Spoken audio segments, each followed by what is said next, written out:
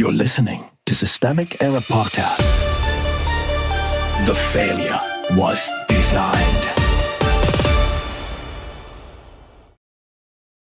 Trump's fans got trash while Trump got rich, WSJ report, based on an article by Adam Lynch. Trump turned the White House into a meme coin machine. The source story, briefly, the Wall Street Journal reports that Trump's family crypto ventures have made him hundreds of millions of dollars, even as many of the people who bought into his brand have lost money. The result is not just a market story. It is a political one. A president using the prestige and power of office to enrich himself while loyal supporters absorb the downside. The real power here, the central fact, is not that crypto is volatile. It is that Donald Trump holds institutional power and used it to create a pipeline from public authority to private gain. The White House is not some neutral backdrop to his business life. It is the asset that made the sales pitch work. This is the part the coverage should never blur. The buyers were not operating from equal footing. Trump had the presidency, the platform, the regulatory influence, and the loyalty machine. They had hype, fear of missing out, and a brand engineered to look like political belonging. Loyalists got the losses. The people left underwater are not incidental victims.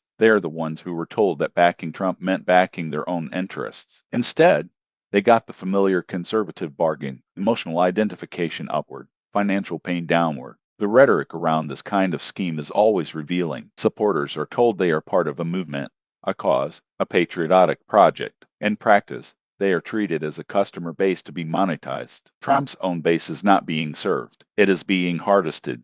What changed is not the man, it's the office. The story also marks a more dangerous normalization. Trump once called Bitcoin a scam. Now his administration is loosening the rules around the sector while his family's crypto empire spreads through it. That is not ideological evolution. It is opportunism with institutional cover. The conflict of interest problem is not some side issue for ethics panels to fuss over while the machine keeps running. It is the machine. The White House posture toward crypto and the family's private exposure to crypto are not separable in any serious democratic reading of the facts. The framing problem. The weakest frame here would be to treat this as a story about bad judgment in an unruly market. That would be an evasion. The relevant decision maker is visible, named, and advantaged by the system he exploits. The harm is not accidental. It is the outcome of a political economy built around personal loyalty, deregulatory power, and legalized self-dealing. The moral language of supporters and fans can also soften what is really going on. These are not just disappointed customers. They are constituents being trained to confuse submission with representation.